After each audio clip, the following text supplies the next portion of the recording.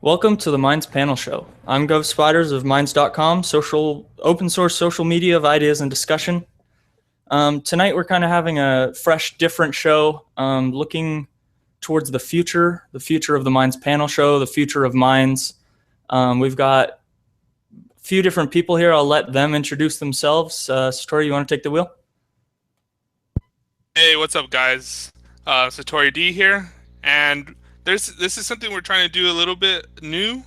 We have a couple of new people on here, but basically, I liked what Gov Spider said in the comments. Is that where we're going, we don't need a host, and I mean the panel discussion has always been kind of like it's up for everybody to kind of just bring up anything, and a more free form. So but I have kind of show notes, but anyways, so what I want to do is everybody to kind of introduce themselves. So of course I'm Satori D, and I kind of want to talk about where Minds is and where we're going to go with Minds.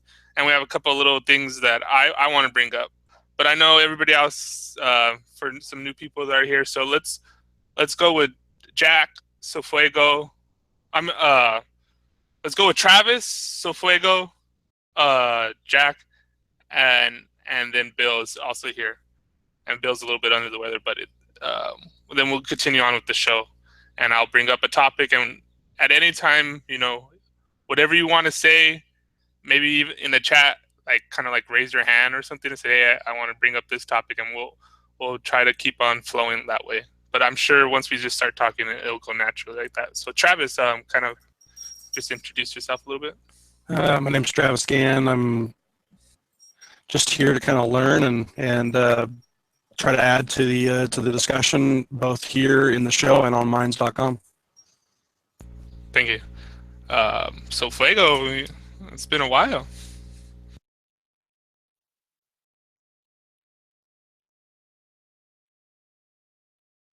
So Fuego likes to be the man behind the curtain. Unmic yourself, please.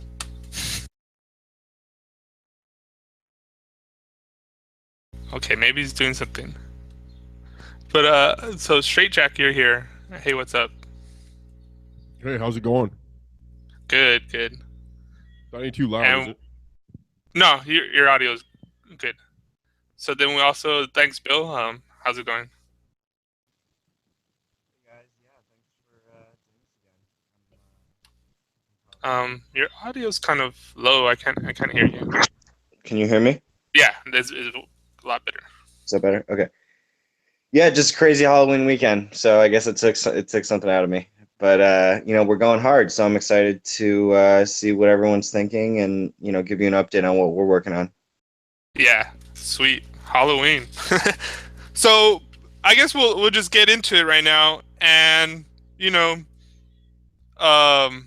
been a new flux of people coming into Minds. Minds is growing, and a lot of that comes with the good and the bad.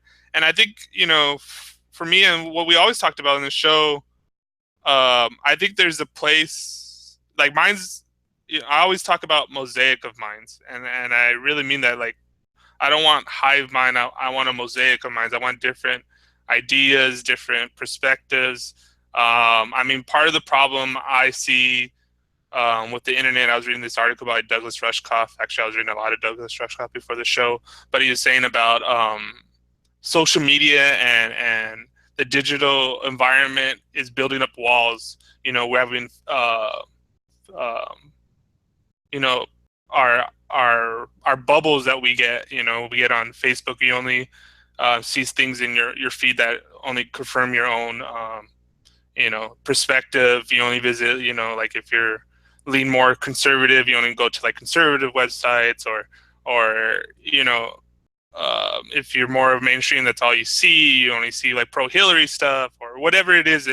And it really stalls kind of like what I think, going back to the attention of the internet, is to kind of like free this information out there so we have access to it, and we seem to be like limiting ourselves sometimes with that.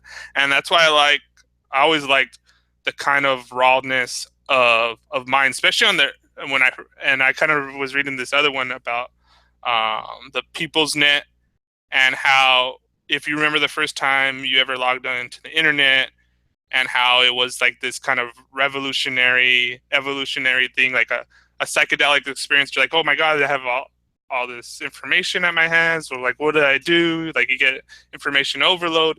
And like, I remember my first time logging on to Minds, it was kind of like, it was different. It was, I thought Facebook going in as a social media.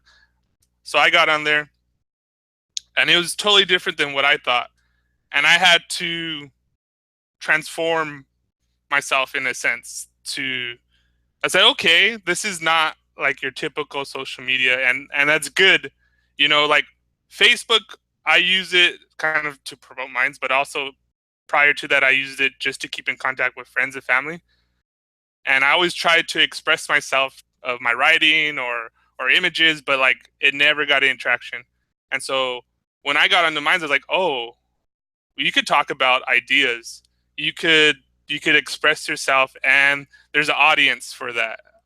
And you get feedback, and it helps you, motivate you to keep on progressing with that. And, you know, we go in ebb and flows of creation, and even of conversations on the Minds, on Minds itself. But I think that is something, I think core to Minds is kind of like this,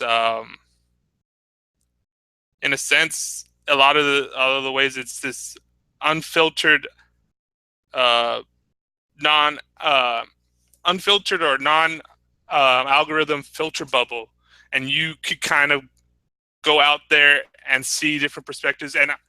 And yes, we have arguments, and yes, there are trolls, and yes, sometimes it's bad and sometimes it's good. But I hope overall the underlining thing is that, you know, it's good to have different perspectives. It's good to hear different ideas, to get exposed to different information, and it should always be not more centered on information and ideas. It's Minds.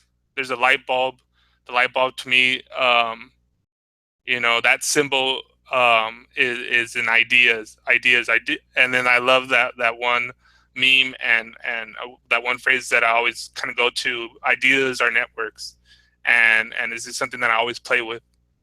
And I hope that's how we like connect to ideas, but also to moving those ideas forward and actually trying to do something with that. And that's always kind of been my evolution personally on Minds.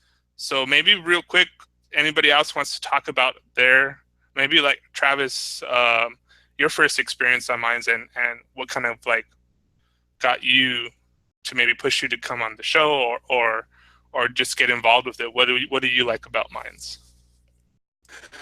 What I like about Minds is, you know, if you're on Facebook or anywhere else, you're going to see a lot more just idiocracy playing out in real life.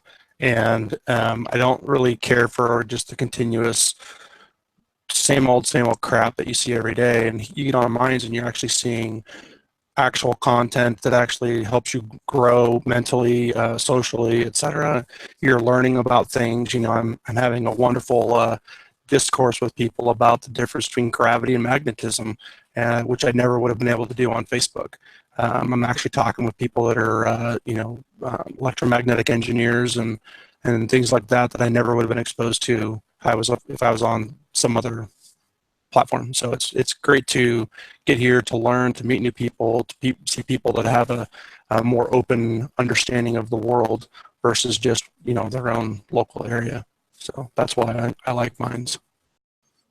Yeah, that's great. That's maybe Ghost Spiders, you want to kind of mention anything about, touch on this subject or expand it a little bit on for yourself?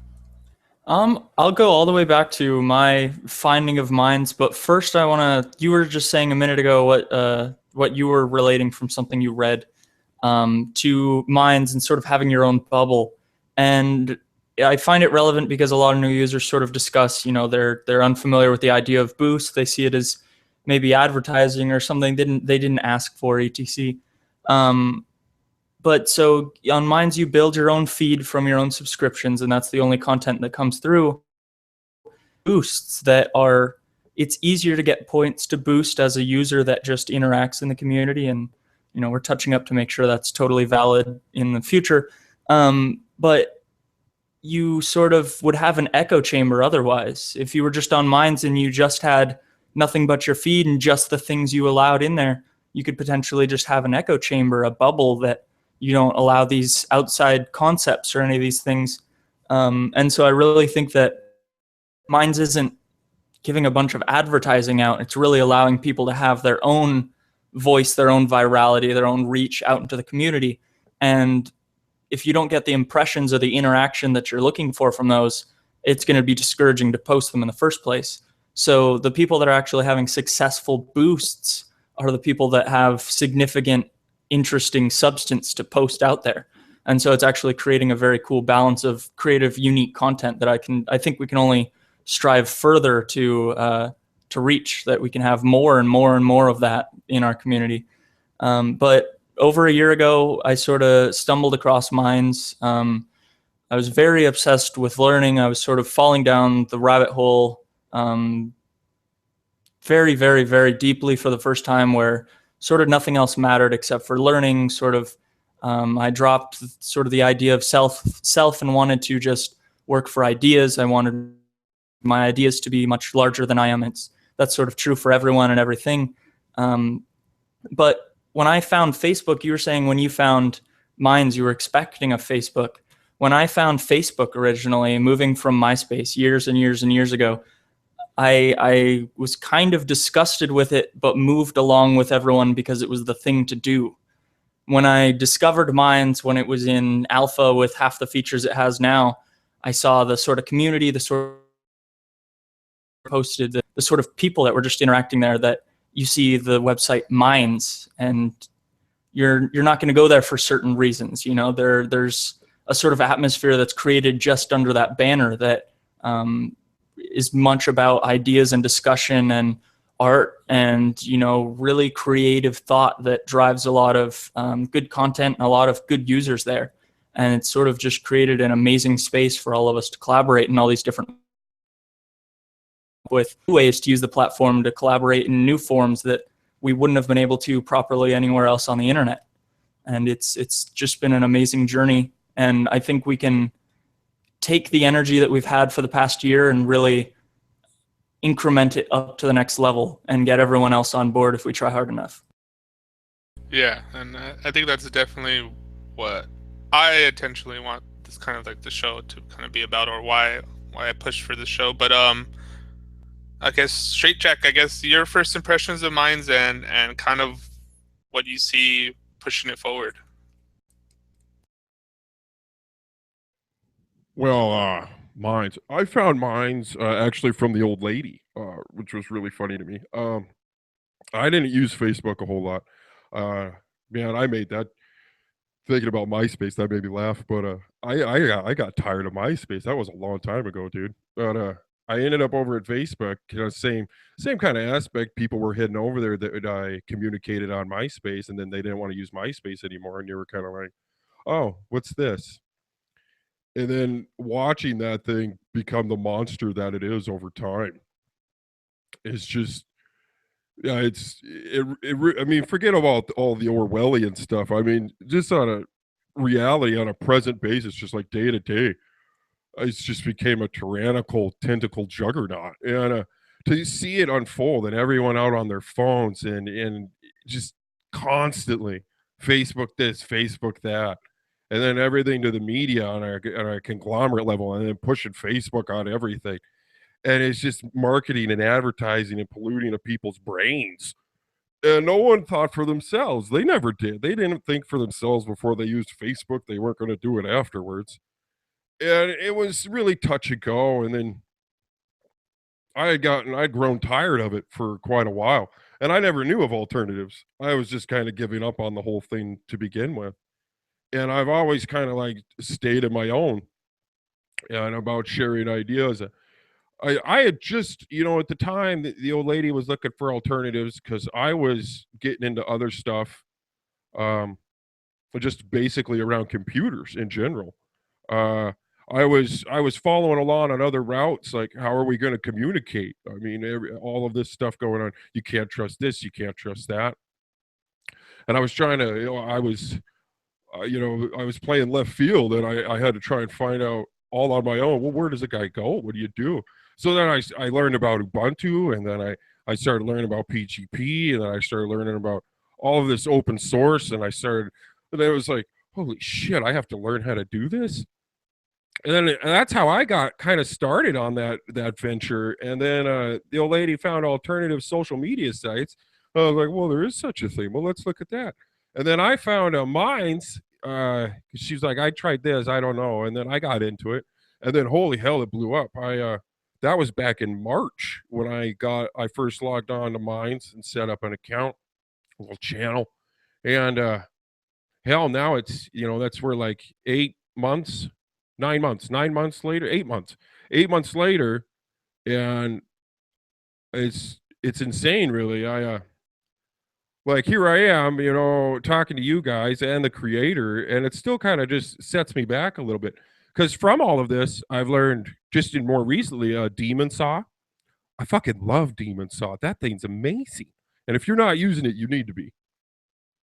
Anyways, on top of that, just that really is there is that connection. Now, unfortunately, too, I've watched just in my little bit of time, there has been a mass influx of people, and you still see some of these trends. They're bringing these trends with them, and it's unfortunate still to see even with people that I know sometimes post like worthwhile things, but sometimes I'll watch them post whether it's just memes or even random links or something that they're still falling into the web, and it's somewhat difficult to see still the conditioning that comes with it. But I've been fortunate that I don't judge too much about that. It takes time. Again, there is still trolls and there is still banter, and unfortunately, what would we say? A sophisticated, constructive rhetoric for argument is somewhat lacking. But for the most part, it's there. You can find a group, and I really feel like I did that, and I didn't even try. And that's really, I think, what's really encouraging about Minds, especially for new people. I still consider myself new, and I didn't really do anything. I don't know how these people, it's just like there they were in my feed. I'm reading this, I'm reading that. I liked it and I commented, and then next thing I know, we're doing this, we're doing that, and things grow. And there's a lot of potential. It sparked a lot for me. I already had things trying to do other things, and I didn't know how I was going to do it. I hated YouTube from the beginning because it was owned by Google. I'm not surprised now what's going on with YouTube, not by any means whatsoever. And Facebook was destined to be what it is, and I always wanted something else, but I didn't know how that was going to go. So I thought that's why we all had to go out and teach ourselves. You know? Yeah, And a lot of that through Minds. I definitely had my own personal developments similar to yours. Sometimes I don't even know like half of the stuff I get into. I don't even know how I do it. Like before Minds, I never even really did any video editing, and I kind of like self-taught myself that. And then I always kind of tell this story because I always think it's funny because when people say, "Oh my God, you're video editing," and I got this one comment from Amanda is a princess, said, "Oh, because we're having this video contest, and for anybody later that's circulating around, join it, get involved, and we're gonna have hopefully a continuous contest with this." But anyway, she said, "Oh, once I learn how to video edit, you guys are in trouble." And I was like, "Dude, when I learn how to video edit, you guys are in trouble. I still don't feel like I know how to do any of that stuff or any." So it's weird how if you just you put your, and this is what's great about this kind of like, and I think like the wildness of Minds of not having, where the feed is, there's a good and bad side of it. The bad side of it is that if you have a lot of subscribers, you're bombarded with a bunch of different stuff. You know, your feed could get blasted with 100, if you 100 different odd pictures that make no sense to you, but at the same time you could get good nuggets of information. And so there's this kind of like wildness, or this where these ideas just kind of go out there. And if you put yourself out there, like, one of the most great things that when a new user comes on and does kind of like a testimonial of themselves, and that gets boosted, and Bill and John do a really good job of this, of reminding it. So then a lot of people that like that kind of stuff get exposed to that, and then they get a really influx of followers, and then from there their kind of niche grows from there. And actually, I kind of wanted to go to I've been really impressed, and I want to kind of go to Bill and talk to him a little bit about this, but about the development of the blogging. And I think it has a lot to do with Bill really being on top of featuring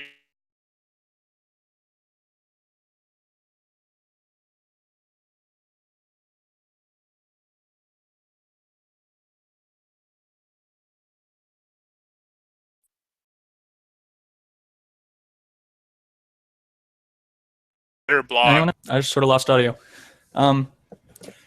Well, yeah, I think the direction that Satori was going, unless he's still here and I'm just talking over him, was sort of as far as Satori, you back? No, nothing.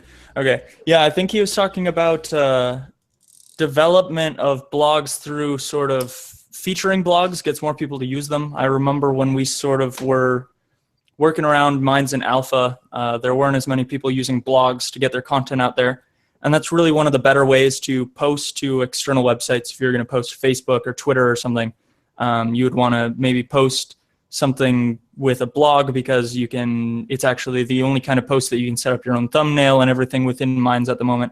But it looks good in other places, and it sort of gets the attention it needs. I'm not sure what his question was for Bill exactly. But I guess, Bill, have your impressions been with all of the beginning of Minds and the huge influxes of users lately, and all of the different changes that have been going on and things moving into the future?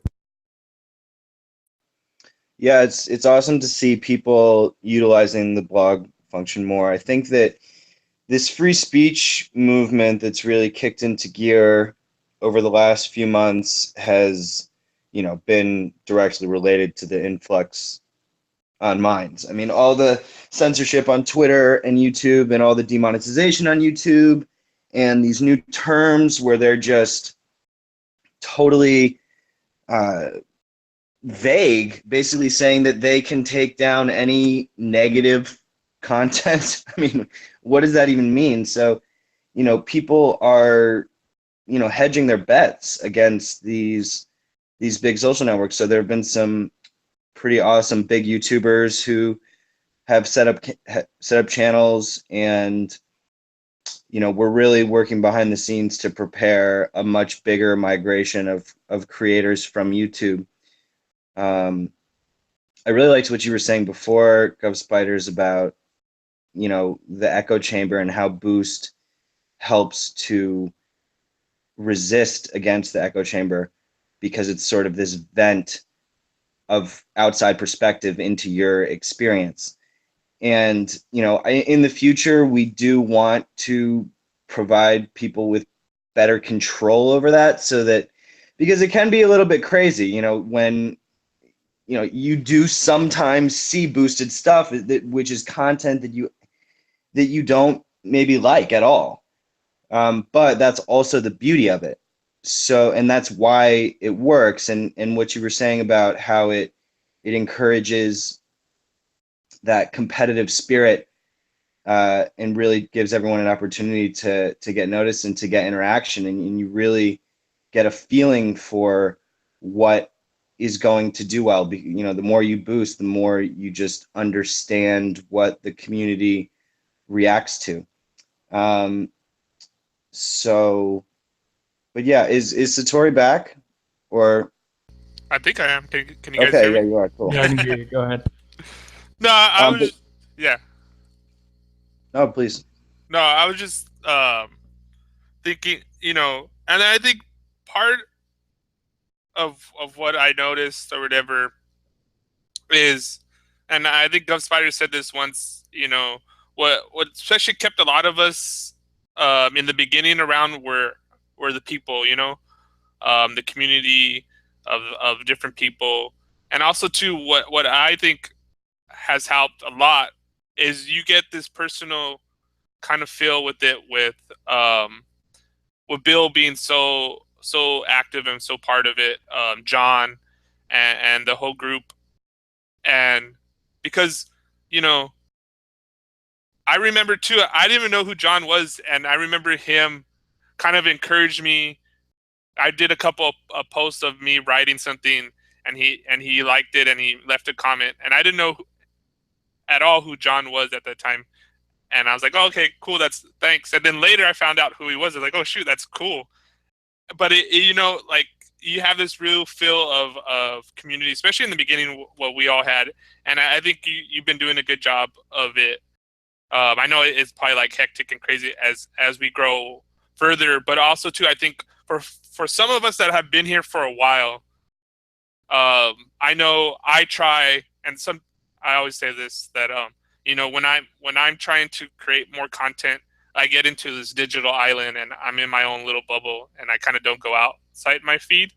But I also too try to always be conscious of anybody new leaving a comment on something or reminding, and I don't recognize them. I either kind of help try to support them in some kind of way, but also to I know Gov Spiders kind of does this. I used to do a lot more in the beginning, but if you can, in a sense, troll some of the bugs and features, and people ask very simple questions, and you help them out and say, oh, how I know I get a couple of questions from different users all the time, and they ask me, and I always tell them too, hey, feel free to ask me a question about like simple things. I've been here a while, I can answer it. Simple things about how do I change my email on the settings. Oh, okay, the settings is right here, and you do that. And I know we were trying to do more tutorials, but that has kind of went down the drain. But just simple things like that help. The site help new users get involved, and it really, I think that's a lot of important things that happen on Minds, is this kind of very more I don't know, like mom and pop feel to Minds, I guess. But as we move forward, and we should grow, and I know that, like, I don't, and as we were saying about the new influx of people and them bringing in, their I think Straight Jack was talking about this, and this is something I had this conversation on this other podcast that I did with Douglas Rushkoff, and he kind of warned about the onboarding process and the symbols that we use, and how when you say something about, like, for instance, we're in a scenario talk, so they were talking about a cryptocurrency, and when you talk about currency, people have, okay, how do I game it so I get rich and make profit and extract value from it? Where it should be, like, it depends on what your attention is. So, like, if our attention is to have, like the point system is great because it encourages activity and interaction, and you get points, so you could boost your material and get more people, and then hopefully expand your ideas. But then there's the dark side of the points, whereas the gamification, where people point farm, spam, we had the whole proof of posts kind of thing that I think Amanda is a princess and Ghost Spiders were talking about, and that kind of stuff. And I think and this has always kind of been my thing, is that, you know, I think there's some things that we always talk about that can help curve that, you know. I think the one of the best ideas was a simple idea that I heard, is like, you know, if you delete a post, then it should subtract that point.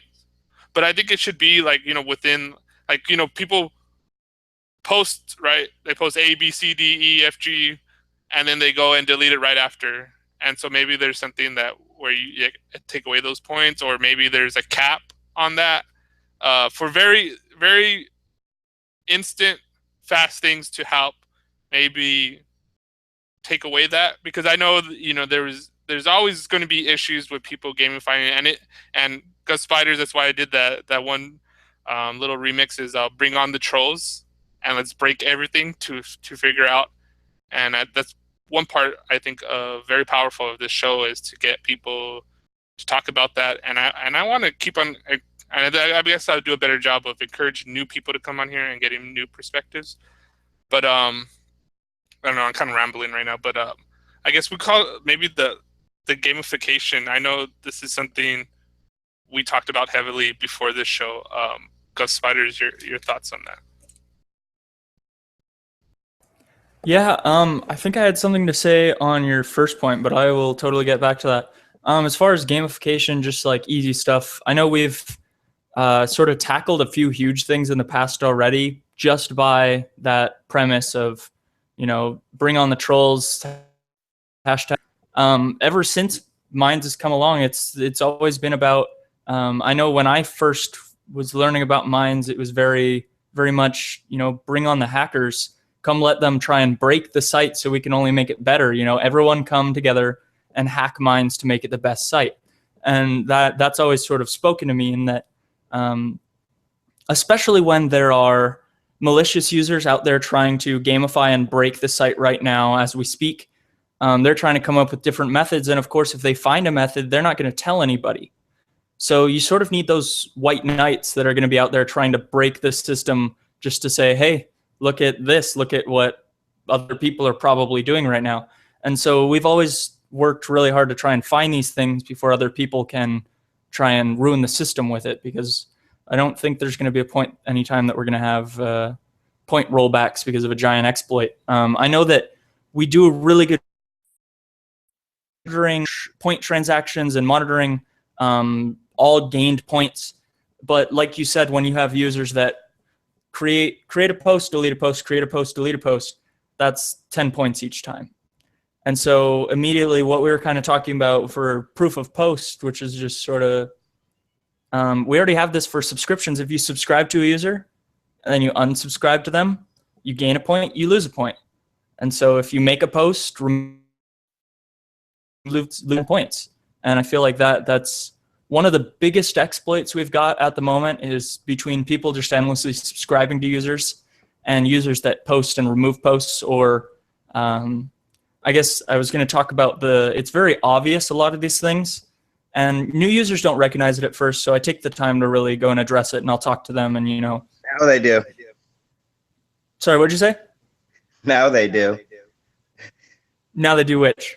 No, just that now that we're talking about it. I mean, yeah, this is an important topic. I don't think we want to go through every point exploit live on the air. If anyone out there who's listening, I mean, you know, it's basically just, you know, be ethical with it. Don't abuse it. And but I mean, all these ideas like the subtracting, we're doing a whole sprint on anti-gaming measures now.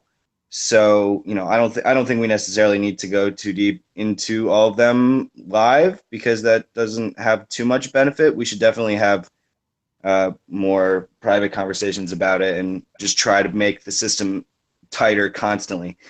I have to hop in like 10 minutes though, but I just wanted to let you guys know that some of the things that we're working on.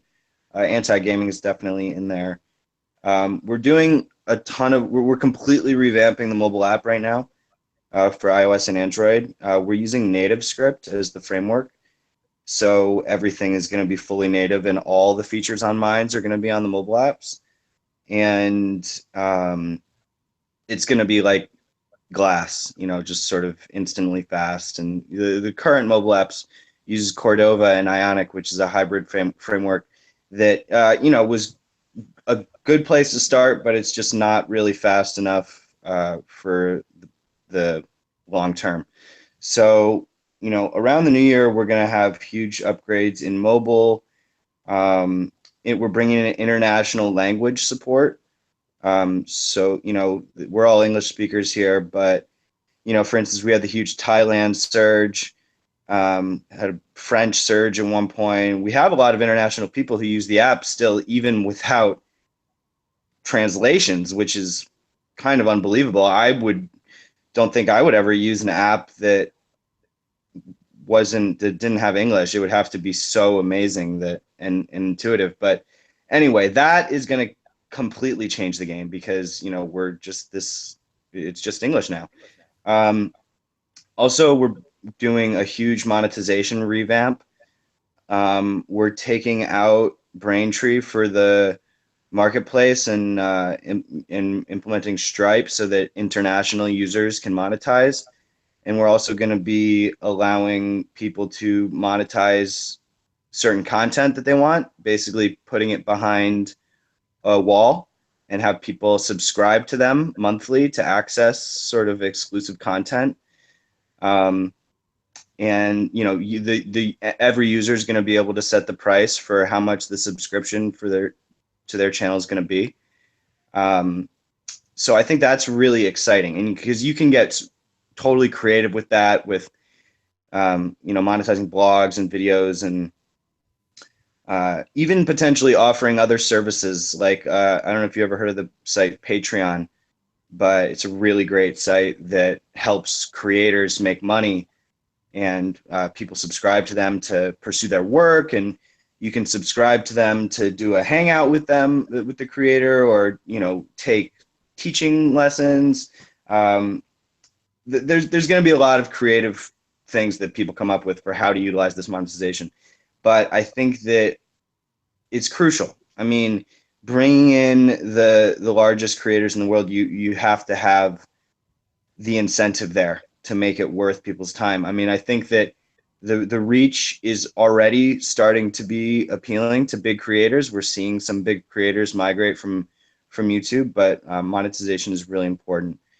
And then just between mobile and monetization, it's going to be huge. We have some group chat stuff on the horizon, and let's see, go through some video upgrades with like better analytics, playlists, and we're trying to finally get hosting out there too, so that we can get all of these social networks intercommunicating. We haven't even really launched the hosting yet, but we want to become a platform for people to start their own app. We want to become, sort of a standard framework for anyone who wants a social networking app, whatever creative version they want to create, whatever their shtick is. We are essentially saving startups years of development from what we've done building Minds, so that say if they want to do like more of a marketplace app, or they want to do like more of a privacy super hyper encrypted thing, they can use us as a starting point. Whatever the angle is, we literally have done most of the legwork, so they can just do custom plugins and whatnot and redesign. And then to hopefully connect optionally all of those apps so that you can start to have the decentralized network of networks thing going. And it's been awesome. I think that the bug group is working out great. Everybody's contributing. We're all problem solving and responding to scaling issues. And we've learned so much over the last year. And just listening to all your guys' stories is amazing, and really adds fuel to my fire. So thanks for being here. And just let me know, how does all that sound? Yeah, great. I mean, that's exactly. It's always funny especially when me and Gov Spiders talk. Whatever we talk about kind of happens simultaneously what you kind of bring to the show and said, oh, we're working on this or we're working on that. Sometimes we complain about something, and then like the next day we're going to do a show about it or whatever, and then you come in and we're like, oh, okay, we updated this or we updated that. I'm like, oh crap, that's exactly what we're talking about. That's what we're going to complain about now. But this is definitely where Minds, especially with having these content creators, the monetization thing is going to be big, to have that support, but also for it to grow. And I think too, what I want to do personally, and what we're already starting, we're doing this contest for the video promo, and thanks for helping support us with that. And we want to continue to roll out, and anybody who wants to help get involved with that, let me know. I'll probably even start doing more posts about that. And like I know Bill kind of said, do one for a logo. I had this other guy kind of wanted to do it, but he's more into music, so I'm like, okay, we could have a contest about a song, and we already have a couple of people that already kind of did something like that. And then I think too, what I was saying, I mentioned a little earlier, have a contest for extensions or for designs, or and just keep on the ball rolling with that, using the point system and gamification to our creative advantage. We have these different set of tools, and I think it's always been my impression, or my personal goal is that you're only limited by your own creativity, by you putting yourself out there and doing it, and this is kind of like the beauty of Minds, I feel, and we kind of get that out there, and hopefully this idea networks out and we could get more people involved. But yeah, that's just Gov Spiders, anything about the new updates? Yeah, and just to sort of wrap up my thought before on gamification, because it sounds like I gave a guide on how to get ahead on Minds, which that's absolutely not what it is. My next sentence was actually going to be about how obvious it is when new users go ahead and do those things to users that have been here a really long time. Everyone sort of picks up on it and addresses you right away. So there's nothing to really gain from trying to cheat the system. And sort of all attempts have just been sad. But yeah, I like what Satori said about that these things do tend to come along sort of in the timeline that makes the most sense. Like we talk about these things as they're coming along and as they're being built, and we talk about like Bill just mentioned sort of federating nodes, which is my favorite topic, honestly.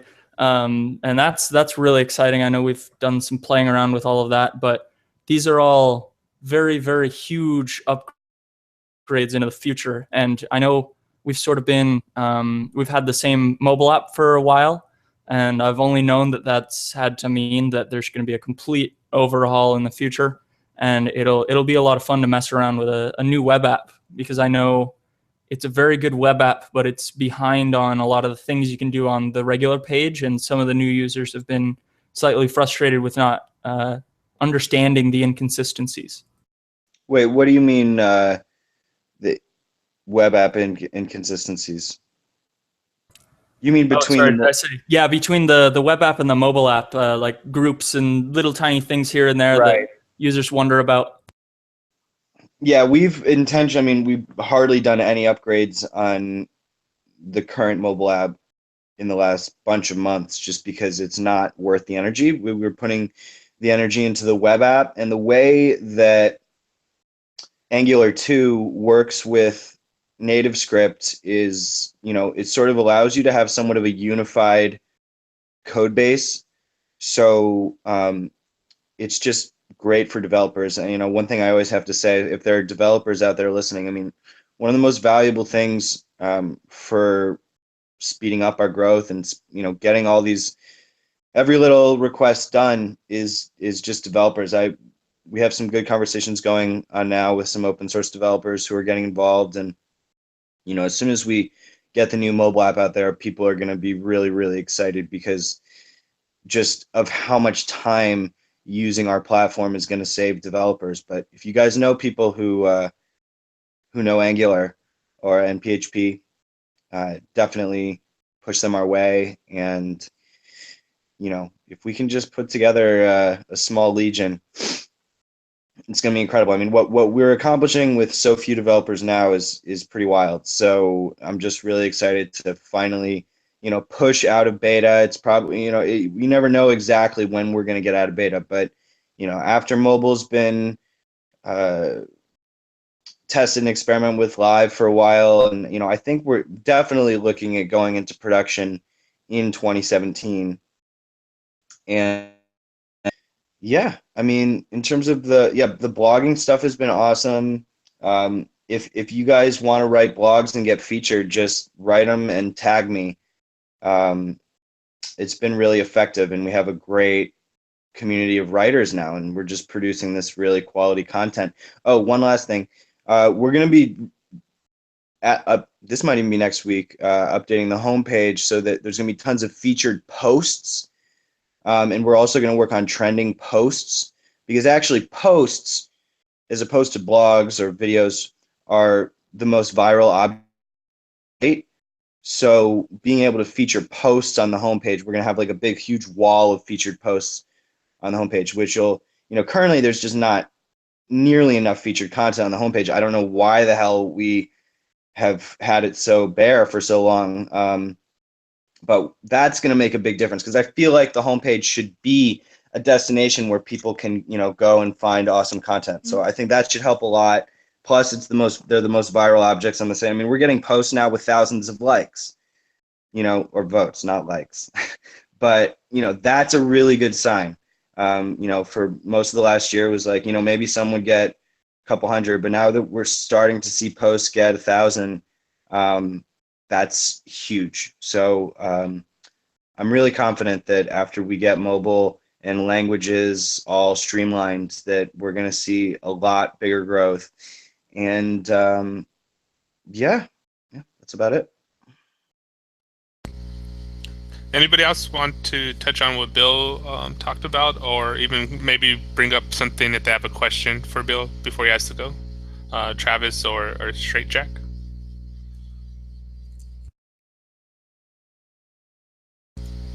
I have lots of questions. I don't know if there's time for them. One of the ones I just posted was, will we be able to monetize our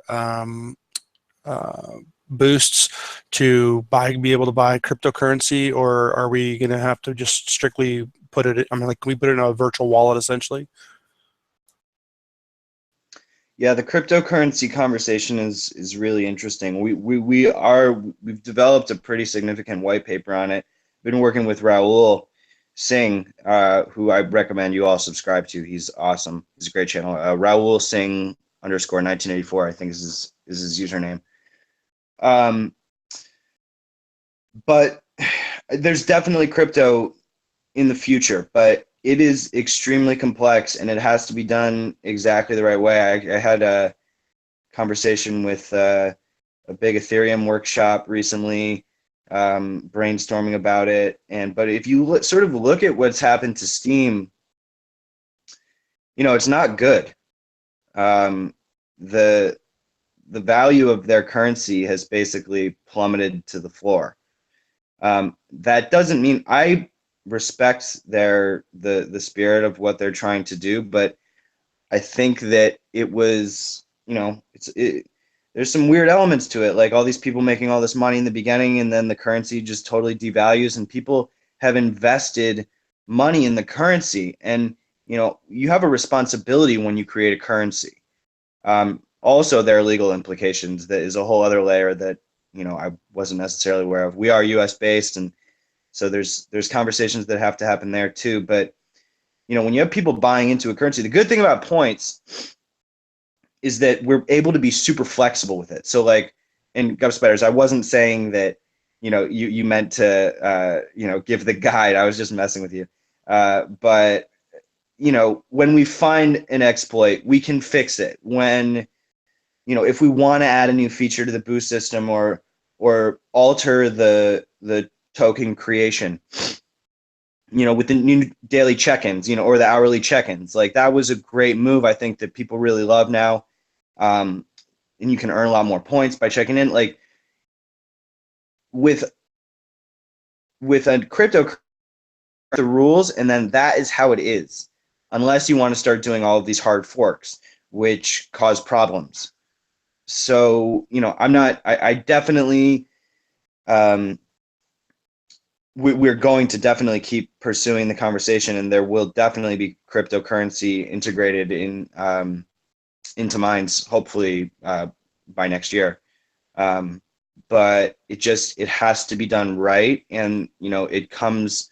The question arises: is do we need our own cryptocurrency, or can we utilize cryptocurrencies? Because there's just all this bloated nonsense in the cryptocurrency world. Like, it's just all of these get rich quick things, all these scams. It's all 99% of them are scammy.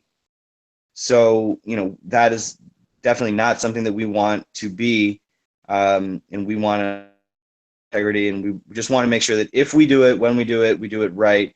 And but at the same time, hey, our code is open source now, so anyone who wants to build anything and propose a merge is welcome to do that at any time. So, but we just feel internally with our biggest responsibility right now is to make the software that we have totally stable and work super well, especially on mobile, in order to create a thriving community that's growing. And you just have to be perfect on mobile. We can't have this lag anymore. So we do have to prioritize that. But I'll talk to Raul if maybe we can publish the white paper that we put together and get everybody's feedback on it, because it would sort of involve a merge mine, and it would be like 50% proof of work, 50% proof of stake, and we would maybe merge with other coins so that we didn't have to be doing our own mining, because the reality is if we did our own mining, it would only be probably a small handful of people who start mining in the beginning, and then it gets dominated by very few people, and you definitely don't want that to happen. So but it's a fun brain exercise to just imagine what will happen in different circumstances. So I will talk to him about publishing that so that we can at least get people's feedback on it. And yeah, that's it. But I can stick around if people have questions and want to talk more. Yeah, can I just take 2 more seconds? Yeah. So I think maybe I didn't quite clarify my question or my comment very well. I'm not saying that Minds should move towards its own cryptocurrency, but more of the ability to take the monetization that we earn through selling back our boosts to use that money and put it into a virtual wallet, like say Circle, and then be able to send that to wherever we're buying, say Bitcoin or Ethereum or whatever. Or if we were looking to be progressive, just become a brokerage house to trade coins or things like that. Not necessarily that Minds itself becomes a cryptocurrency. Well, wouldn't that require people being able to cash out for points? They already do. There's no, that. You boost them, but you can't get money for them. If people were able to get money by selling, if we couldn't be responsible for people cashing out points, there is, I guess, potential for a market to emerge of a point exchange where people are buying and selling them, but we can't have a situation where Minds, the company has to pay people for points, because like the gaming issues we were talking about, it's just it's sort of out of nowhere, that you can't just create money out of nowhere. I mean, it is energy, and creating is energy, which does have value, and the views do have monetary value, actually. I mean, views on other networks are extremely valuable. People pay a lot of money for them. But do you see what I'm saying? Yeah, I do. And I just went back to check, and there's a become a merchant, and I think I misunderstood that in that I could sell my points to like 1,000 points for $10 US, and I think I misunderstood that. But so You yeah, can buy them you can buy points, but you can't sell them. Because if we allowed to sell, like I was saying, I mean, we would go bankrupt in like 5 seconds. of course, no, I get So it. it's just, I mean, and people would just mine them, or they, farm them and then try to make money. Yeah, that does need to be clarified though. And because there are multiple people actually who do misperceive that. But when we roll out the new monetization, it'll hopefully be in November. That the whole monetization program is going to be much more clear, and it's going to, not have that ambiguity.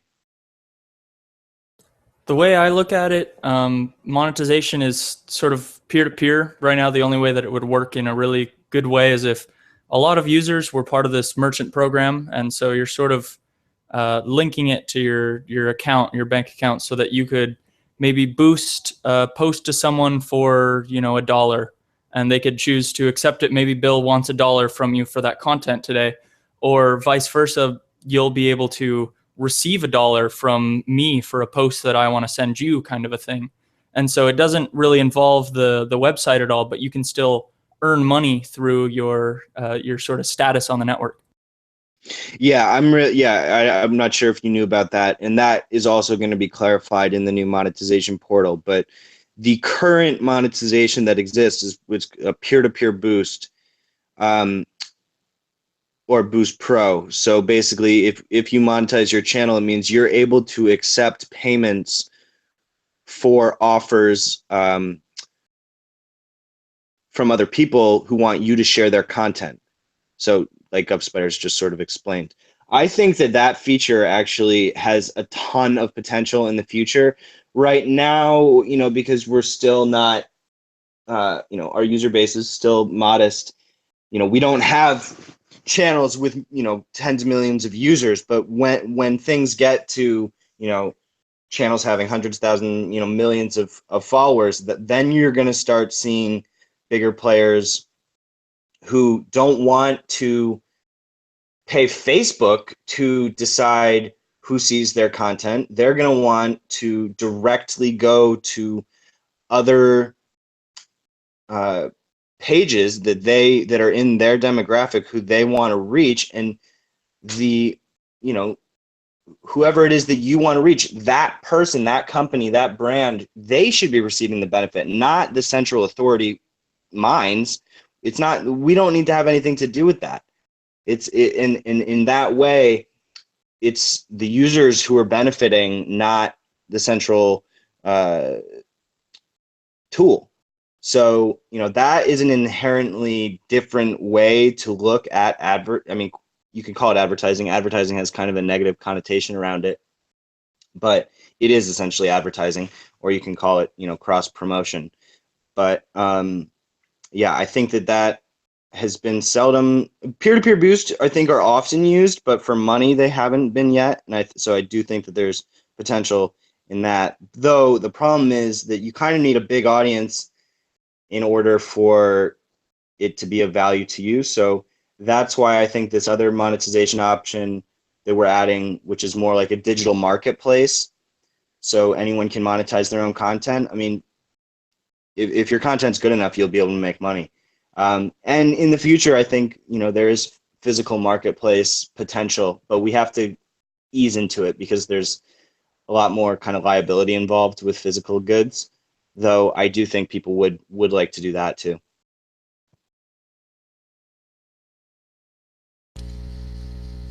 Yeah, and that was something too that I was kind of thinking about on my own when I was kind of constantly brainstorming my own self. Like Open Bazaar, like there's already kind of a group, and I think Lee Travis was the first one to try to spearhead this one, a barter kind of group that he wanted to do, and this whole kind of thing of we already kind of are working collaboratively, and it's good to get, these new tools. But also too, I think, what we have already can be used. I know, for instance, the peer-to-peer boosting right now is more used to help, I know a lot of people that kind of help support my channel will boost me, like they will give me points to help like me to spread whatever content I'm doing, and they use it kind of like, oh, I'm going to give you a few thousand points, and it's kind of like, I like what content you're doing, so here's kind of like some points. And there's other channels too that are maybe new and they want to like get their stuff out, and I know they go and do a peer-to-peer boost. I know sometimes I kind of just do it like a peer-to-peer boost, because I recently I did one to someone because I wanted to make sure that she saw the post because how the feed is, and so I boosted it to her that way to make sure she saw it. But there's things, I know too, even in the beginning when I'd never used points until like the updated version, so I had a bunch of points, and I would do it to like a new user. And I would kind of give them a rundown. Oh, this is how you use Minds, and here's some points to help get you started. So, I mean, already that peer-to-peer boost can be used in multiple different ways of helping support channels. With this new influx, and we kind of have this issue, and Gus Fires framed it as what he perceives as shit posting.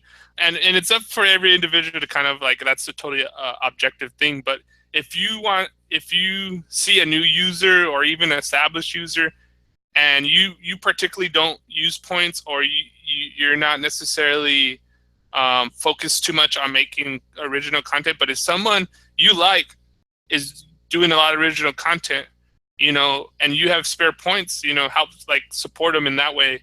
And I mean, I have always seen, like later when the network grows, it's going to be more beneficial than the money can be exchanged in that way. I mean, even now it could be used that way, and that's kind of something for every individual to choose on their own. But I think something very simple as supporting content that you like, a very simple way you could do that is to kind of gift them points through the peer-to-peer boost. And I think that's something that should be utilized a little bit more. And I think whoever said, I wish the peer-to-peer boost would take off as the norm. I think that was, there's too many Minds panel shows, I don't know which one it was. But yeah, I mean, it's something. Jack, did you want to bring up something? Oh. Sorry. Go on. We'll move in a second, but just to quickly clarify, I am not saying that anyone's quality of post is shit. A lot of new users actually openly identify as shit posters. Like that's what they call themselves. It's sort of strange at first, but they call themselves shit posters. They're shit lords. That's actually how they refer to themselves. So it can get kind of confusing when I talk about new users that are shit posters and not blah, blah, blah. But sort of going back to what you said before about supporting users supporting you supporting new users, and sort of the idea of going through and stalking new users, essentially. I kind of go overboard with that, and I'll look through discovery/all and look through all the new users, and I sort of like to judge people's intent, and so I'll sort of see their earliest posts, and if it interests me after going through 50 to 100 blank accounts that have just registered, I generally send them some points, or I remind their stuff. I have an entire channel called SS Bright Minds where all I do is sponsor new user posts, and so I really find enjoyment in giving things to new users that might actually do something with it. And if you have that energy, please run with it.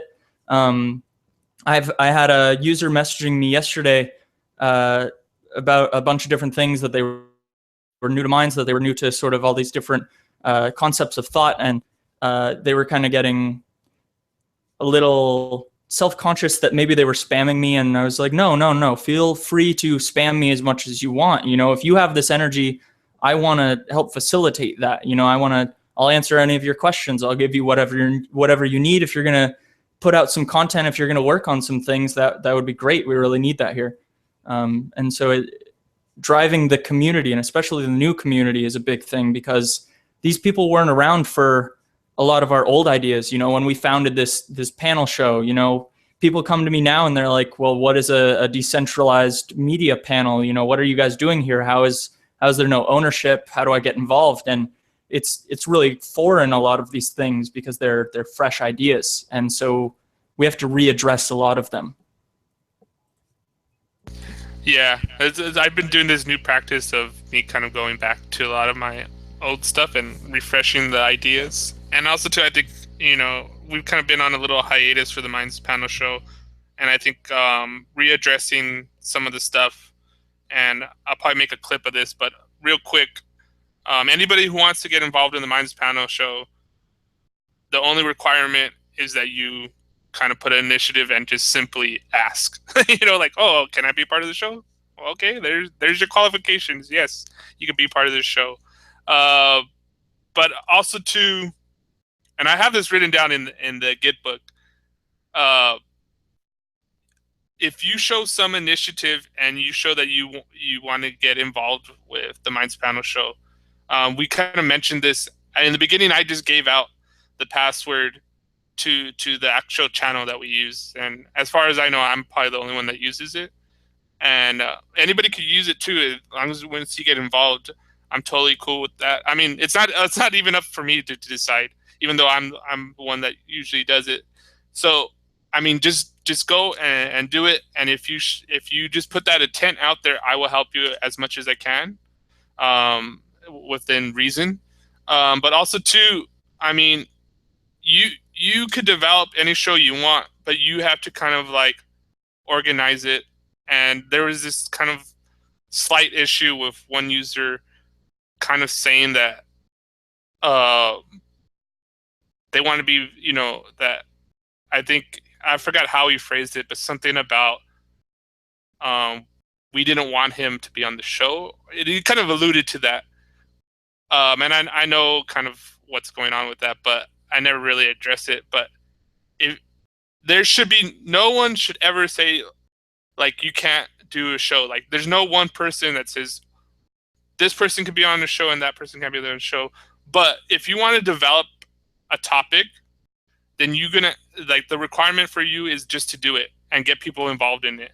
And so, for instance, if you want to do a show, but no one comes on to the show and there's no people involved, well, then, you know, by virtue of you not being able to organize it yourself or whatever, or there's interest, and I feel that should be like the value of that.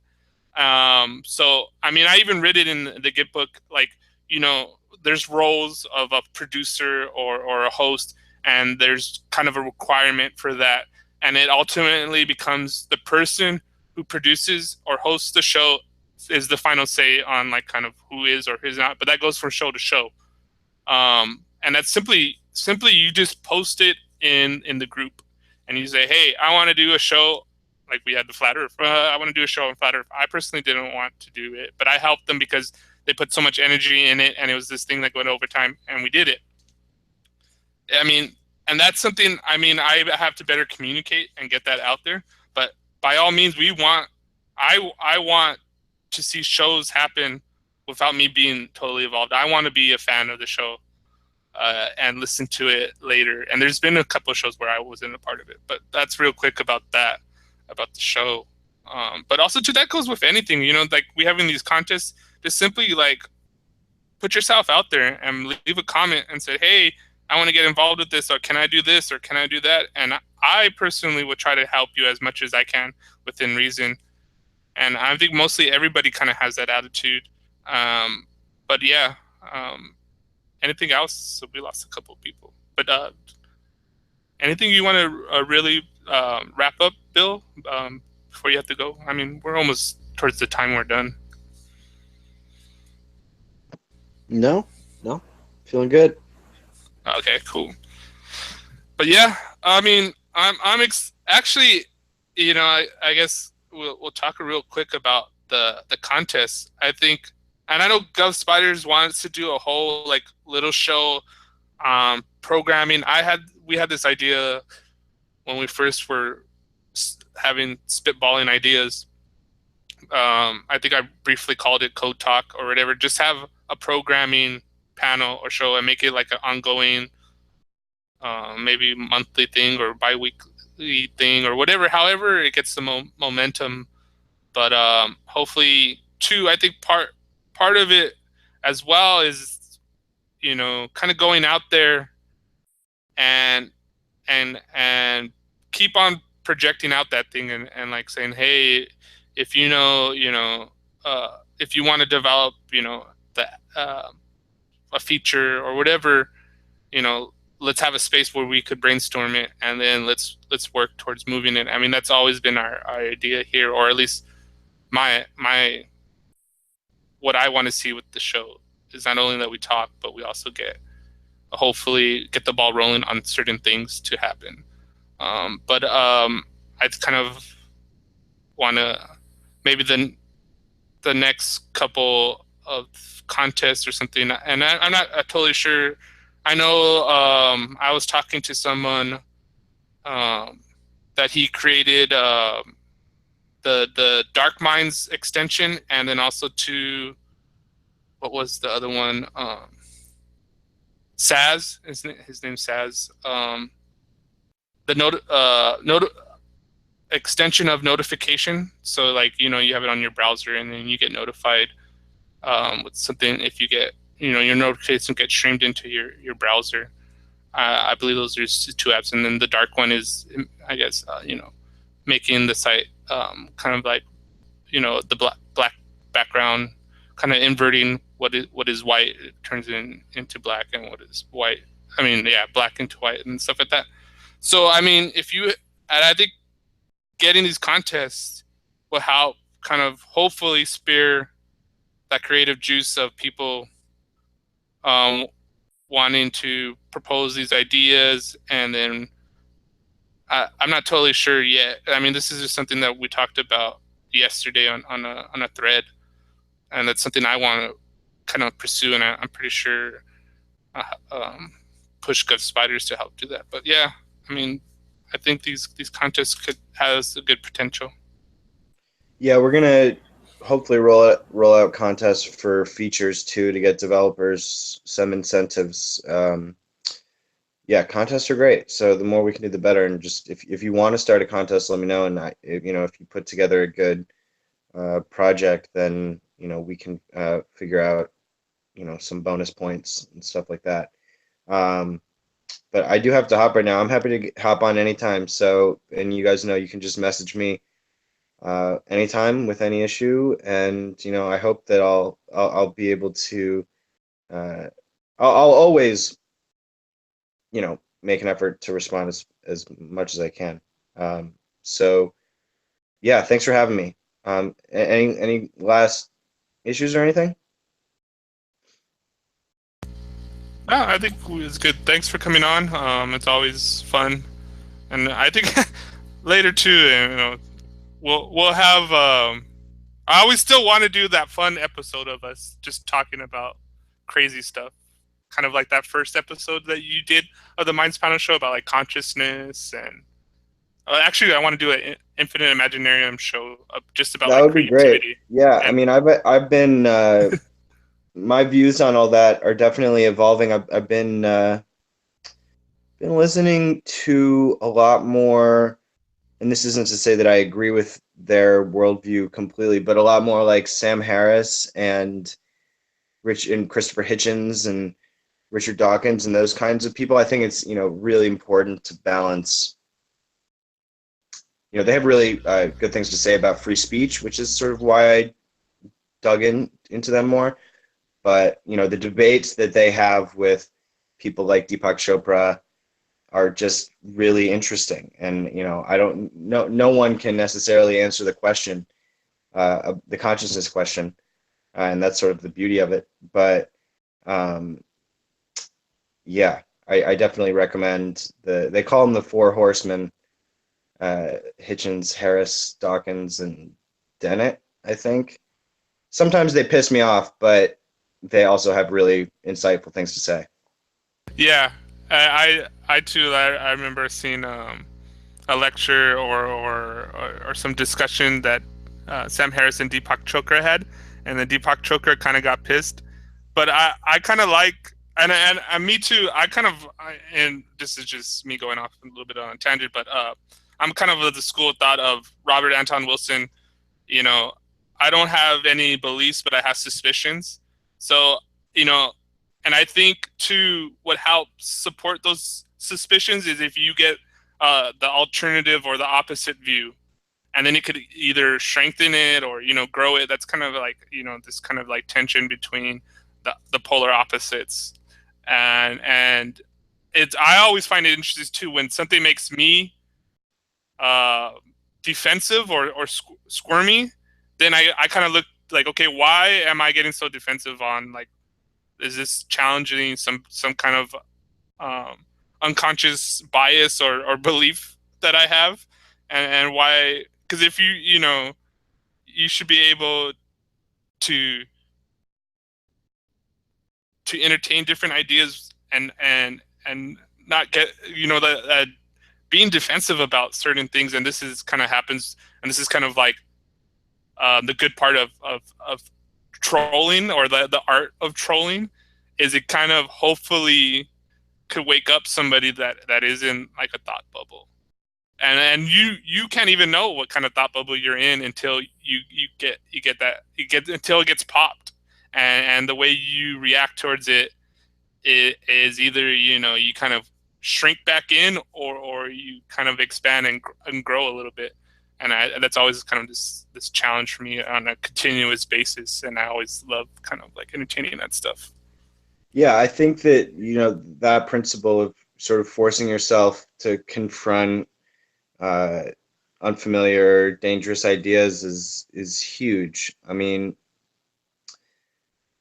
there's this guy, Jordan Peterson, who I've been watching a bunch of his stuff today. He's a professor at, I think, the University of Toronto, who is like a huge free speech advocate, and he's under a lot of fire right now because, you know, and I'm sure you've seen with a lot of the new users, there's sort of they would call themselves anti-SJWs.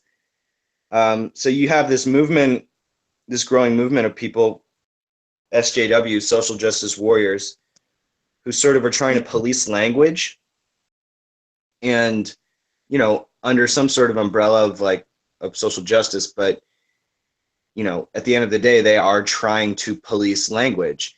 And, you know, what Jordan Peterson's point is that, you know, free speech is the mechanism for, you know, creating useful discourse and for evolving society. And the only real limitations, that there are certain limitations on free speech that make sense, like you don't yell fire in a crowded theater, because that has significant negative social impact and can even be harmful to people. But, you know, when you start picking words that, and, you know, making certain words illegal, it's sort of a never-ending rabbit hole that you just keep falling down.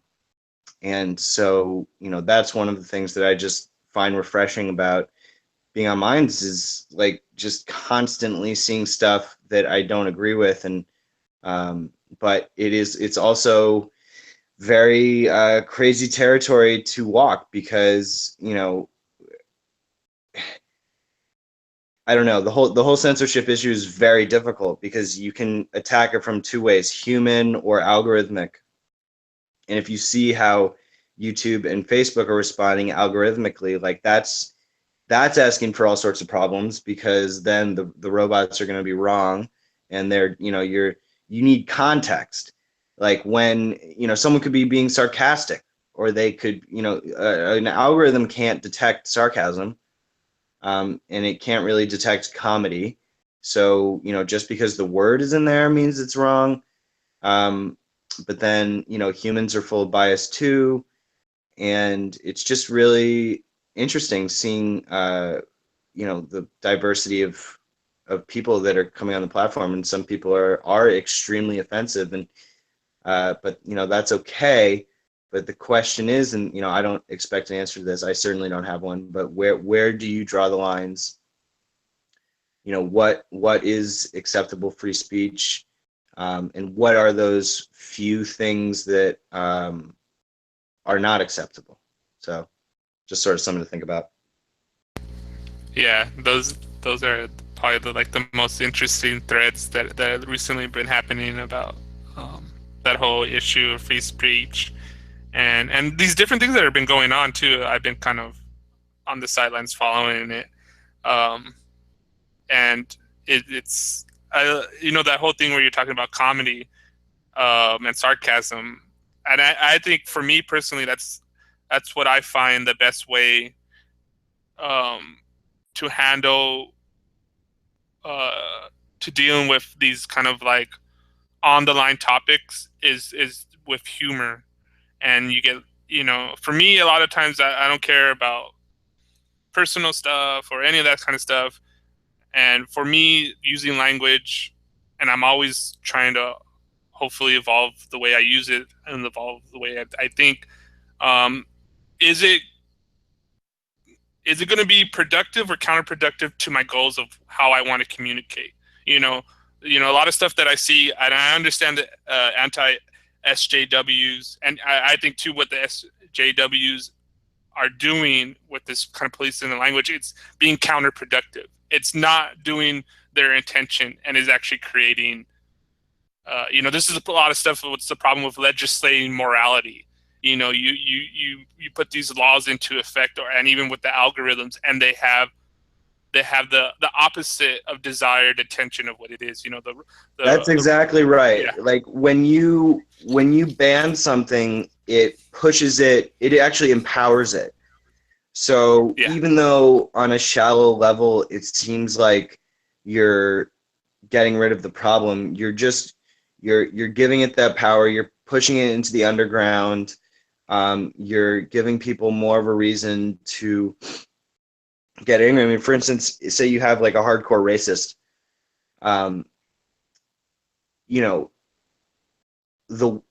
the typical thing to do is delete the racist content. Obviously that is necessary sometimes, but if you let it stay there and you let discourse take its course, then you would imagine that actually leaving it there is the greatest punishment to the racist, because then they're forced to face what they did. Because eventually, over time, as long as rational discourse is occurring, they will be convinced, not always, but they will be convinced that they're wrong. And then that'll just be sitting there to haunt them. Like just this totally embarrassing, ridiculous thing. But I don't know. Everything is depends on very specific use case or just specific cases, and so there's not really a golden rule for it. Yeah, there's no magic bullet, and it kind of goes from case by case.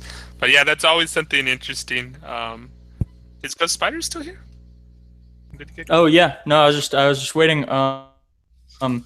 Actually, I don't mean to push this exact topic a lot further, but sadly, I think the best representation of this and anti-social justice warriors are sort of pushed to the point where they're literally self-identifying as shit posters and trying to post, quote, cringe-worthy content. So it really is to that point where you tell someone they can't do something and they go to the furthest extreme.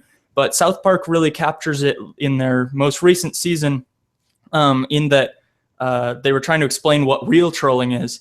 And he was saying that real trolling is coming to troll someone in a way that the people that come to their defense are so annoying and self-righteous that it gets the entire internet to go and troll those people because they hate them more than the original topic or whatever. So the fact that these so-called social justice warriors come to the aid of whatever cause in such a self-righteous way, they're trying to be a good person with some sort of morality and say, you can't do this or that thing because it hurts this person.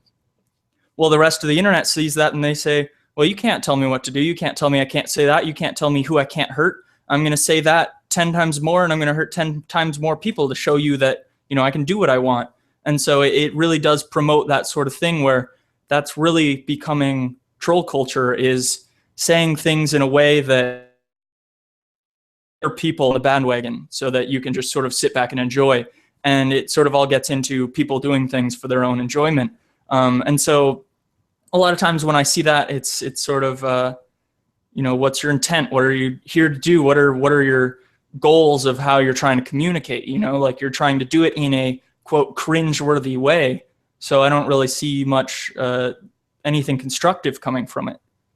And I guess it's a really big thing beyond the SJWs to not allow hesitation to perpetuate stagnation, and everyone just sort of needs to work for what they believe in rather than what's popular or bandwagoning towards something else, and to be a lot more genuine. And if you're going to interact, you're running out of time. You only have a certain amount of time, and you just need to sort of make these actions, make your choices now, and stop really lollygagging around and bullshitting, stop trolling. Like if you're really going to get something done, you're going to get something done in an efficient way. If you're not about the efficiency, you're not really trying to complete anything.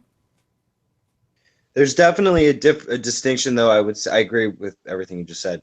There is a distinction between shit posters, trolls, and like anti-SJWs. I think the labels get a little bit nauseating, but I mean, I don't think that everyone who's an anti-SJW is shit posting. I mean, that gets into the territory of yelling fire in a crowded theater. I mean, those are just like troll. I mean, they're trying to incite chaos. And I think that there's always, I mean, it's actually mischief night tonight. There is a place for that. But there's also a big distinction between shit posters and generally people who don't agree with SJWs. I mean, I think that they will soon realize that, like you said, they're fighting against themselves, and that by trying to enact legislation that actually forces people to use language in a certain way, that they're hurting themselves, because the blowback effect is going to come in full force and in ways that they can't even understand. Yeah, and the same thing with the opposite side of the extreme SJWs is the shit posters, right? They're kind of reconfirming or whatever the giving credence to the SJWs is, we need to do this legislation, and they're kind of giving them the proof of that. Look at what they're doing, and this and that is creating chaos, and people are blah blah blah. And it's kind of funny though, the way I feel, the way if you don't like something or whatever, fighting fire with fire doesn't work. Fighting fire with water works. And also too, there's a certain thing of your attention, and this is kind of what Gus Spiders is saying. If you don't like something, just don't give it your attention, and then there's that simple phrase that don't feed the trolls. And I think a lot of reasons why on my channel I'm a little bit free of, I hate labels too, but just for the sake of communicating and talking, people trolling my comment threads is because I generally don't feed the trolls, but sometimes I too get stuck because I want to be right, or something really bugs me, and I feel I go a little too far with it, and I create that, and I think, oh my god, I always get mad at myself and not necessarily the troll. I was like, why did I, that old, I forgot who said this. I think it was like Mark Twain. Don't argue with an idiot because they'll beat you with experience, type of thing. And so, those are always lessons I have to relearn and confirm within my own way. Yeah, and then you see a great defense against them too is to actually share their nonsense. So a lot of times on Twitter, you'll see, when public figures get trolled really hard, they'll retweet the trolling just because it's so obvious how stupid these people are that, you know, to expose that, they're going to get that that heat for what they did. So, but I do have to hop. Thanks, guys, for the chat. It's really interesting, and it was really nice to meet you too, Travis. Thanks Thank for you, stopping by, Wilson. Bill. Too. Cheers, guys. All right, have a good night. Later. So we're at past a little bit past that hour and a half. Is there? I mean, there was stuff that I kind of wanted to bring up that we didn't talk about. But is there anything specifically, Travis, you want to discuss before we wrap up stuff? Not at this time, but I would definitely encourage if you guys want to have any future conversations. I'm always open to learning. So, you know, love to chat with you guys more. Yeah, and that's definitely what I always like. And we, especially when we started first doing the show, the show was more of a brainstorming session than it was an actual discussion or quote unquote a show. And I like that aspect of kind of like, you know, everybody kind of has a general idea and we just see what develops as we talk. I like this kind of like free-form discussion.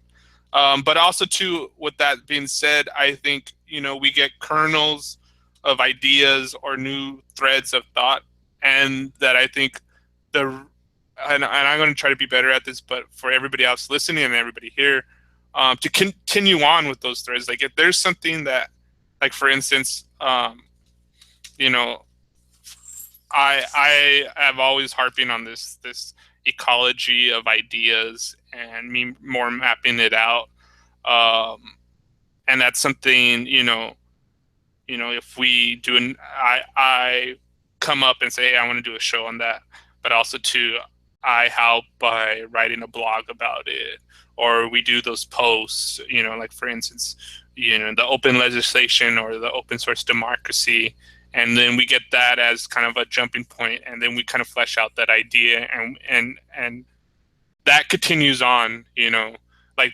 our always evolving discussion of Mindscoin is something that is really great, and I think this is something, you know, that I hope that the white paper gets posted, because I would love to read it. Bill even mentioned it before I was even to ask him about that, and I think this is, you know, and I don't know, and I'm always fighting with myself about this, like how far is too much chaos and how much is too much structure. You know, like if, like for instance, I like a little bit of chaos, and I'm no taskmaster, and I even hate organizing shows, to be perfectly honest. But I know the benefit of it, and I do it. But at the same time, if I don't write notes or if I don't organize a show, then nothing like gets done, you know. But if I'm too much on like, and I never like this, but for instance, if you're like, oh, we need to stay on one topic, and then we lose the little kind of jewels that come up as we go along, you know, this balance between order and chaos is always something I struggle with, and something I like to talk about. But I guess real quick, I wanted what I really wanted to talk about, and we kind of talked about it without me even throwing it out there. But I was doing these notes, and where we need to like go, and we kind of mentioned it. You know, we need to develop and encourage peer-to-peer transactions, peer-to-peer support, peer-to-peer value exchange.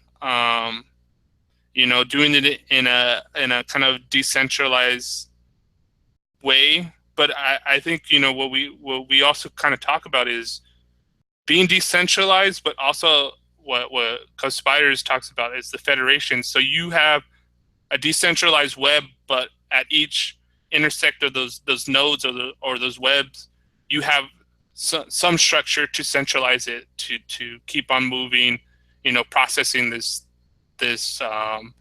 idea through this idea network, you know. if that makes any sense. But also to sustain this growth, and I think this is what Bill was talking about. And I'm always happy when we get it straight from the horse's mouth of where his head is at. Is, you know, as we develop these tools, as these tools get developed, how do we sustain the growth, you know, in a way that it helps support, you know, the Minds content people. And I think this kind of goes back to a show that we want to develop later, where we talked about a little bit off the air, the death of YouTube. And this is kind of touches on what we talked about in the show, but I guess to really emphasize it, if you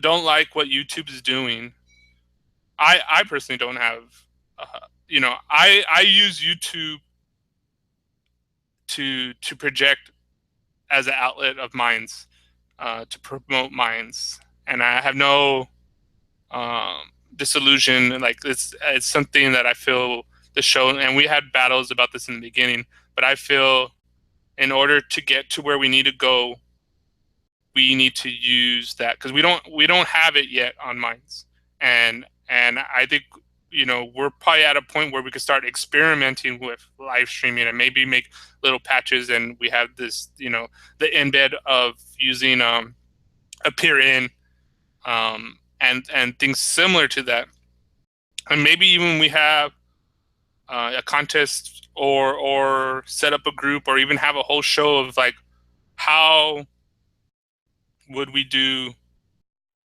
a show just straight live streaming on Minds? I mean, we have Minds Radio and we haven't used it properly, I believe, and we could stream audio through there. But even at that, that's something that's outside of Minds, you know, to make Minds a sustainable social networking and creative media place. We need to always look to invest that energy and that time and attention back into our group. And I think what bothers me, or my issue, it doesn't necessarily bother me. To everybody, they're each their own. But, you know, when you look at them complaining about what's going on with YouTube, and I understand it, and it sucks, but I never had any other thought than that. Of course, YouTube's going to do that. Of course, they're like that. Of course, you know, these, you know, I never had faith in big conglomerates or corporations, so I'm not shocked or appalled that they're doing it. I was like, oh yeah, that's obvious. It's obvious Facebook sucks. It is obvious YouTube, but you know, you use it. I'm using it. I believe in my advantage. But if you do want to have the death of YouTube, you know, it's kind of like that. The revolution won't be televised. You can't have the revolution televised on YouTube. And so, like, you know, it kind of goes into that whole thing. Like, you by complaining about it on YouTube is empowering YouTube in a sense, you know. And I think a lot of times too, you get into these cycles of that's what's kind of trending or popular right now, and even on maybe a subconscious level, you're doing it. And you know, this is just my speculation, but it's kind of doing it because, you know, we all have these biases or these underlining things that we don't even know that fuel us. You know, we've grown up in this culture of gaming the system. You know, I played sports when I was little, and it was about, like, you know, we have this culture of winning and doing all this kind of stuff, and that's kind of like embedded in us, and we act this way. You know, sometimes I find myself, oh, am I posting because I think on a little subconscious level it's because it's going to go viral? But me and Gov Spiders always have this, like, you know, and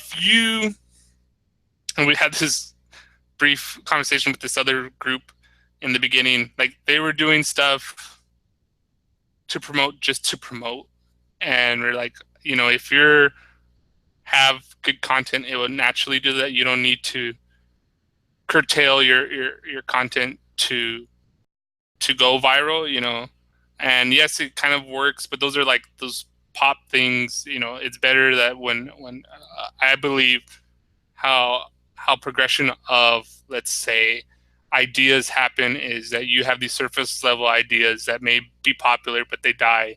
And I think music's kind of like the best way. You have these hits, right, that kind of like go into the consciousness and they're catchy, and then you're done with it. But the true art, or where you get away from, like, let's say, like pop art versus like what I, in my own subjective way, calling real art, is those ideas or those expressions that last through this test of time. Like when I listen to Pink Floyd, that thing resonates still with me, and it still has this power. When you see, um, um, recently I've been getting into like, or I'm always kind of into like surrealism, and you see some of those great stuff, and you still see that kind of reverberating out. So, and that's personally what I want to do. Have these different things that kind of launch onto these ideas that are going to progress in this lofty way, humanity, or our progression as a species. And I think too, that's like pie in the sky stuff, but the little things that you could do to just get out there and launch onto ideas, and not be afraid to fail, not be afraid to really just do it. And I think this is a lot of mental block. I know it's a lot of mental block for me, and I kind of like doing my own like psychology thing here. And usually when I do my monologues, that's what I'm doing. I'm talking more to myself, I get into ruts, but like keep on pushing yourself. And I think this is, we talked about it one time. What happens is that, just that time when you get into a rut, someone will leave a comment or remind something, and they will give you that extra fuel to kind of go on with it, which I think is a nice thing about Minds. Or, I mean, I think a lot of the stuff we talk about, it goes beyond Minds. And I just use Minds as this symbol, or this tool of trying to, I mean, I'm kind of going into my own little thing right now, but this thing that I always go back to is beauty is beauty. That's all there is to it. If you're interested in yourself, then you're stuck with yourself, and you're stuck with your death.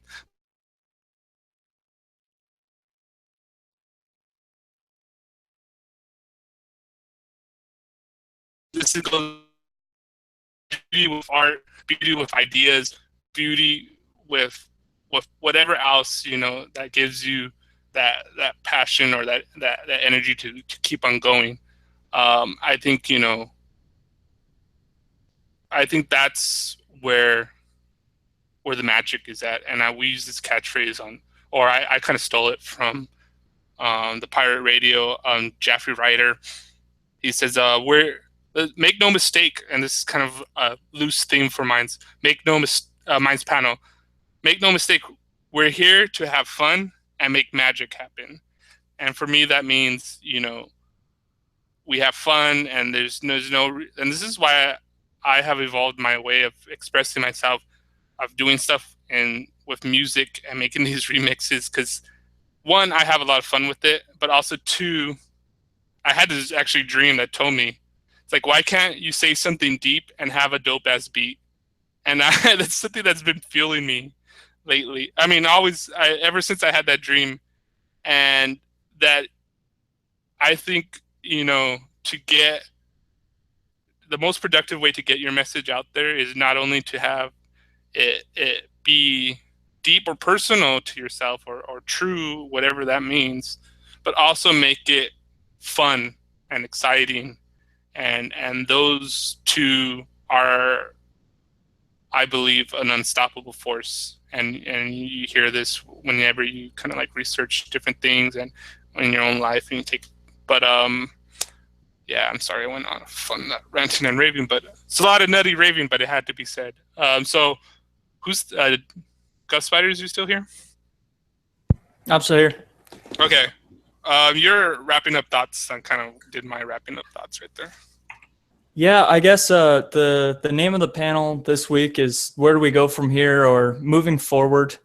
And I guess the thing that sort of lingers with me is sort of don't allow hesitation to perpetuate further stagnation.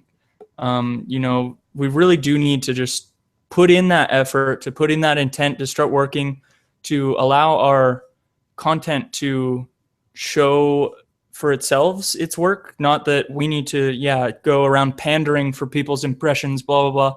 Just let it go out there because you did it for yourself. And if it's worth it, if it's worthwhile, you'll be rewarded. Right now, like some of the big things we have are obviously the Minds Panel show. And that's an entirely open source, decentralized media movement that we have going on. That is this show. Any of you can get involved. Anyone can start a show. You can come up with a topic. You can post it in the group. You can tag us in it. However you feel you want to do it, it's up to you. That you come up with an idea, you get some people together, and you create a show like this. It doesn't have to be live streamed. It doesn't have to be on our YouTube channel. It can be your own produced show that you simply link us to, and we will get it to everyone. It'll be part of the main show, and we'll probably want to get involved with you directly. The other big thing we have is the video contest that's going on right now. And it's sort of reminiscent of what we did last year with the Minds video montage done by Sofuego and Anonymity, where we collected video submissions around the community, rewarded all of those users with points for their submissions, and then put it together into one large montage of everyone. And so we sort of want to do this for the longtime core users, everyone that's still kicking around, really active, and all of the new users that have brought a ton of energy to the platform. We want to get some sort of first impressions of you, or whatever you're doing, some of your work, your art, your passion, put it forward and let everyone else see.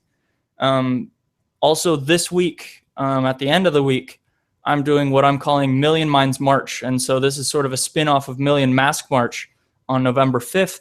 And what I'm trying to do and what I'm getting you guys to help me with, because I really want everyone involved, I don't care who it is, I'm going to be on the ground that day during the march. I'm not going to have any internet. And so I'm looking for people that can go through and create a live feed of everything going on that day in the internet, meaning whether it's Facebook, Twitter, Tumblr, YouTube, wherever, live streams, I want it migrated back to the channel. And so I'm giving a lot of people access to this channel to go and make postings on that day. And I really hope we can make it a cooperative effort, that people externally beyond Minds will come here because they recognize that it's a good source of information and a good source of media on that day. And I think that all of these different collaborative efforts that we come together on sort of only create entropy for further projects.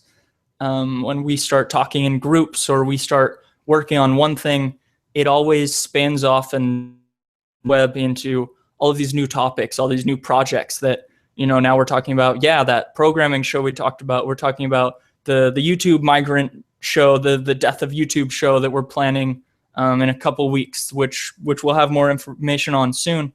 And I really think we're just going to create more and more venues of collaborating and making this a workable ecosystem, a true mosaic of minds. Yeah, thanks. Travis, is there anything else, your last impressions, thoughts, or something you kind of want to put out there to us or to whoever else is going to hear this later? Or we have one viewer right now. Before we're almost done. The only thing I would like to say is that when I first came to Minds, I could either sit and just kind of watch and observe, or I could push myself to be a contributing member of the collective as a whole, if you will. And I've worked somewhat diligently. It was more of starting to figure things out and understand who the people were and kind of where they were. And so I've developed interactions with people, and I've gotten better at using Minds. And I just to tell people, if they're brand new, you just gotta. It is what you make of it. So keep trying to use the system, keep enjoying it, keep reaching out. First thing someone can tell you is no. Yeah, and I think that's also too something I remember, especially early on. That's part of, and we talked about this on an old show of the psychedelic panel.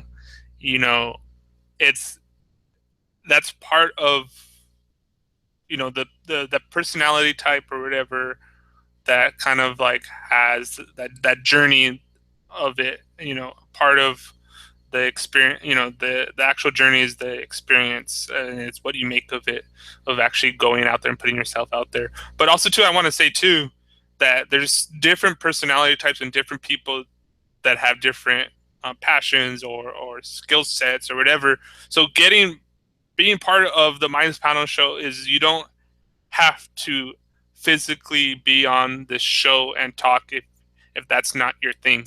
You could help by posting an idea, about leaving comments, about if you like to video edit, let us know, make it known. Just let me know. I mean, or Ghost Fighters, I will give you access to the Gitbook. I'll give you access to the actual Minds Panel channel on Minds. You know, I'll give you the keys to the kingdom, and you could do what you want with it. And that's something I've always wanted to stay a little true to. But you know, get out there and do stuff, and that's how, you know, I've done whatever I'm doing. So Fuego, you keep on going off and on. What's Hey. up? Yeah, no, my last thoughts are I'm really glad that this has started up, you know, again, full steam. You know, Minds Panel show was awesome, and it's great to hear these ideas shared again. I wanted to expand upon what you were saying earlier about, you know, the gamification versus making the content that actually, you know, like brings itself and like, you know, draws it. Like when you put that effort into like making that content, it's not only, you know, like put something forth that can kind of, you know, like, you know, speak for itself, but it also helps you in the long run in that you improve your skill set and can, you know, be more like easily, you know, make content that is worthwhile. My mind is, you know, that's pretty much all I had on my mind. Yeah, and to kind of like piggyback on that, and this is something I think is important to emphasize, is that I feel, and I hope it's always like this on Minds, no matter how big we grow or how many more people we have.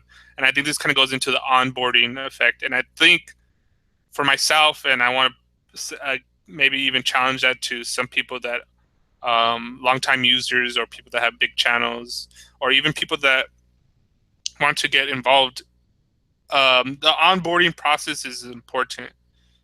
One, you know, it's people learn through their own experiences, but help support those posts, those channels of content you like, of original content. I mean, I think that's why it's so important, and I see the growth of the blogs that are happening right now. That's why I mentioned it in the beginning. Bill does, and you know, he's busy or whatever, but he always makes that conscious effort to help support, you know, those testimonies. I remember even in the beginning, you know, like you say whatever, and it's usually the same kind of spill, but it kind of gets you your introduction to the network, and that kind of goes on. But real quick, you know, if you honestly express yourself, you would network that idea with like-minded people, and that thing will grow organically, and you don't need to push it to promote it. I mean, the best way I think to promote a said idea is to boost it. And those people, like for instance, you know, if you like something on the boost, you will remind it. And you know, the biggest promotion is if Bill kind of reminds it or features it, and you could easily do that. And if I think if you're true enough in your attentions, and this is kind of what Ghost Fighter says, and I'll wrap it up real quick, you could kind of see certain people's attentions with it. And I think naturally, that's why I don't, you know, yes, we need to clear up some of the holes in the point farming, but I think very simply the best way to handle spamming, trolls, and all that kind of stuff is simply don't give them attention. If you don't like it, don't give it your time or effort. and they a lot of times, use spam to get someone's attention, or troll, or shit posts just to get the reaction. And if you don't get that reaction, those posts or ideas would die off. And I think that's the best way. I think the most productive way to do it. But thanks for everybody being on the show. I think, anybody who wants to develop a show, just do it. Tag us. I'll help you as much as I can. And we'll get better at putting out ideas for shows and doing stuff. There's some work I probably have to do. But yeah, thanks everybody for being on.